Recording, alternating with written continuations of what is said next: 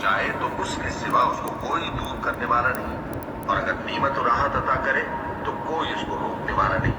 वो हर चीज पर कादिर है और वो अपने बंदों पर गालिब है, और वो दाना है, खबरदार है। इनसे पूछो कि सबसे बढ़कर करीन इंसाफ किसकी शहादत है।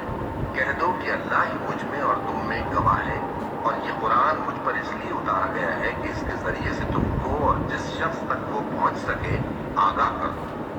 क्या तुम लोग इस बात की शहादत देते हो कि अल्लाह के साथ और भी माबूद हैं? ऐ पैगंबर, कह दो कि मैं तो ऐसी शहादत नहीं देता।